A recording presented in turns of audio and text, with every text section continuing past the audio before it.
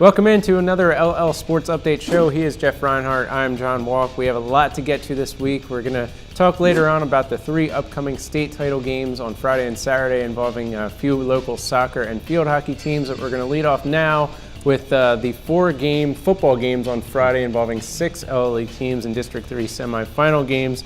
Those games are, in Class 6A, Hempfield's going to be traveling to Cumberland Valley, Wilson back at Manheim Township, and then in Class 5A, Cocalico at Manheim Central in the rematch, and Class 4A, Lampeter-Strasburg at Bishop McDevitt.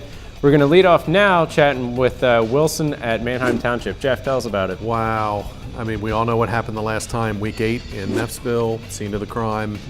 Township wins 38-14, snaps Wilson's 68-game LL winning streak. Wow. So they were on that collision course. Now they're on another collision course. Winner here goes to the district final next week. I was surprised to hear this. Manheim Township football, never been to Hershey Park.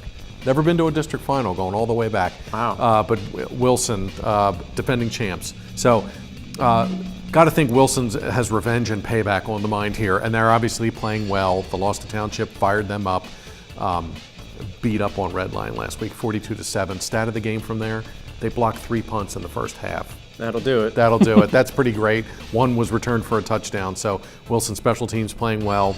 Coach Dom's got to rest a lot of starters in the second half. So Iggy Reynoso didn't even have a 100-yard game. So I guess the crux for me in this one is the payback revenge for Wilson. And can Township beat Wilson 2 times in one season, which is amazing.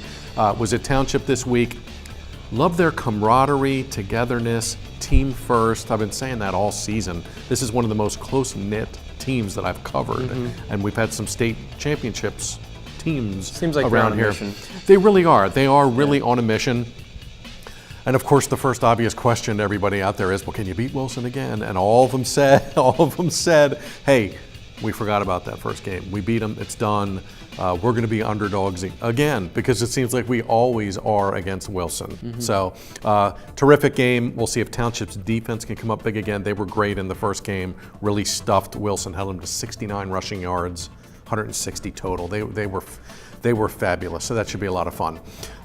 Did get to practice this week. Irene Snyder was along, got a chance to talk to Manheim Township coach Mark Evans and Manheim Township senior quarterback Luke Emge. Here's Irene with those interviews.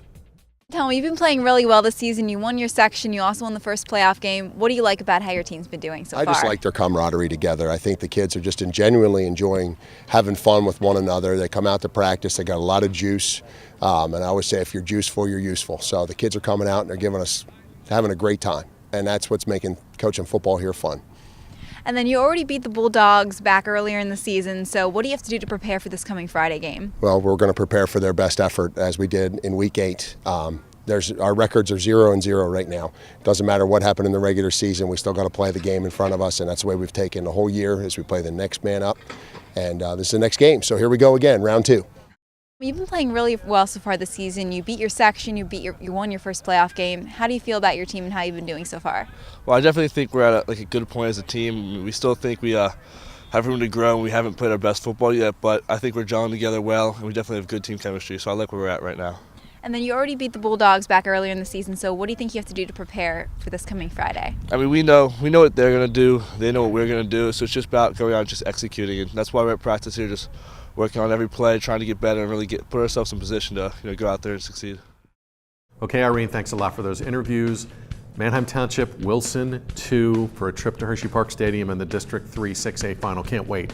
Can't wait. Should be great. Okay, the other big rematch this week is a 5A semifinal. Section 2, bitter rivals. Cocalico goes to Manheim. Barons won the first meeting. Barons won this game last year, 50-13 in the district semifinal, so the Eagles got some bones to pick. Tell us about Barons Eagles 2. Yeah, and relatively different teams from last year to this year, it's worth noting. And obviously that game earlier this year was a lot closer. I'll get to that in a second.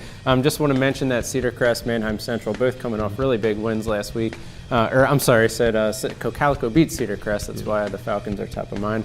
Anyway, Cocalico beat Cedar Crest 42-7. That game was pretty much over by halftime. big star there, sophomore quarterback Noah Palm getting it done on the ground. He's just fantastic. Not only does he do a good job just reading and knowing when to take off or hold the ball, he also does a good job just knowing when to shovel it or hand it off. So as a sophomore to do that is really great. He had 150 yards on the ground, only one rushing touchdown, but he played a big part in setting up a lot of other touchdowns. Running back Brandon Brubaker, the Brudozer, had 3 touchdowns, each from 1 yard out. Meanwhile, Manheim Central took care of business against Waynesboro, won that one 55-0. Sophomore quarterback Evan Simon, 3rd straight week with a fantastic game. I'll get to that here in a second. Last week he was 10 for 16, 207 yards, 5 touchdowns. Wow. Meanwhile, the running back that we all know, Tyler Flick, 125 rushing yards and a score. So obviously both teams got it done, took care of business last week.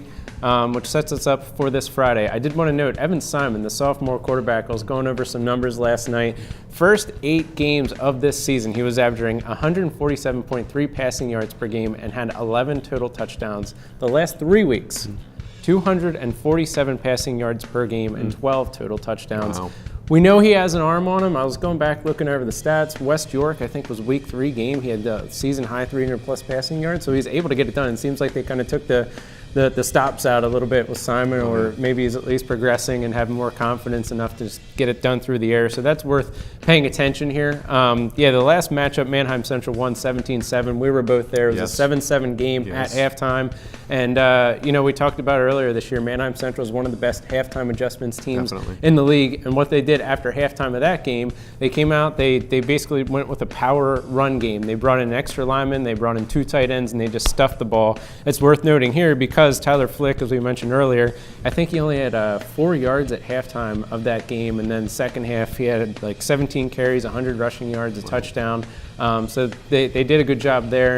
And we were out at Cocalico last week, and Coach Dave Gingrich said after that game, I'm interested in seeing how much we've improved since that, what was a week 4, week 5 game. We'll find out if both teams, how much they progressed there. It was a great game back earlier this year, and I'm expecting the same thing. If you guys love high school football, you're going to love that matchup. Definitely. Okay, that coming up on Friday, and then Penn State's coming up on Saturday. Senior day, senior night, whatever have you. It's a 4 o'clock start, but it'll be nighttime by the time that game's over. Welcoming Nebraska. Mike Gross stops by to chat about Penn State, Nebraska. We throw out the mic. Penn State hosts Nebraska. It's a 4 o'clock start Saturday at Beaver Stadium. It's the last home game for all of Penn State's seniors and very probably for Saquon Barkley, the great running back who will be eligible for the NFL draft and expected to be a top 5 pick in the NFL draft, even though he has college eligibility left. The routine assumption is that he will be gone after this year. Penn State trying to get to 10 wins, trying to get to an elite level like New Year's Six bowl game, which is still very much on the table, even though the big prizes, the conference and national championship playoff, are probably not, almost certainly not. Penn State ranked 10th in the country according to the National Championship Playoff Committee, and again, still has a lot to play for, including double-figure wins and a big bowl game, and they're playing a Nebraska team, a Nebraska program that is really leaking oil right now. They're 4-6. They've lost 2 in a row. They got bombed last week by Minnesota. Penn State is a 26-point favorite on Senior Day in Happy Valley. It's Penn State and Nebraska, 4 o'clock at the Beeve, and I'm Mike Gross for LancasterOnline.com. Okay, Mike, thanks for that. Knits and Huskers on Saturday. See if Penn State can keep rolling here. They seem to be back on track after pretty much destroying Rutgers last week. So stay tuned for that game. Okay, a lot going on other than football. 3 LL teams are going to state finals, 2 in boys soccer, 1 in field hockey. There's a lot going on. Wrap that up for us. Yeah, and in boys soccer, those games are on Friday, guys, so keep that in mind. Both are at Hershey Park Stadium. In the Class 2A title game, District 3 championship, Lancaster Mennonite against District 7 runner-up Quaker Valley on Friday, 1:30.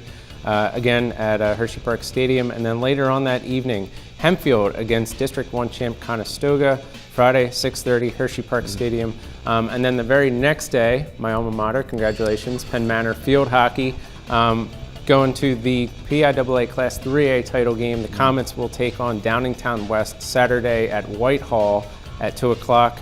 Also just wanted to mention congratulations to Donegal Field Hockey and Conestoga Valley Girls Soccer on stellar seasons. They bowed out in Tuesday's semifinal games there, but nonetheless had fantastic years, so congrats to them. Also just wanted to mention it while we're talking about other sports. Cross country, the all-state teams were announced last week, and it was Elizabethtown sophomore Katie Locker. She took home a all-state honor there after placing 9th at the PIAA meet, so congratulations to her. Check out lancasteronline.com in our cross country section. I was able to catch up with Katie earlier this week. She's a good gal. She works really hard, so check that out just in terms of that honor and what led to that.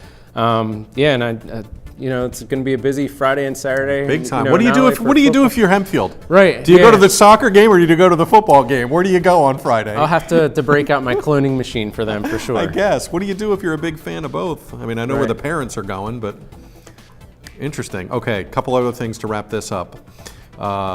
John's on the feature this week. Hempfield O-line. Those guys have blown open holes because Himmelsbach's having a great season. Martin Robinson's having a great season. Wenzel's having a great season. So John caught up with some O-line kids at Hempfield. Take a look for that.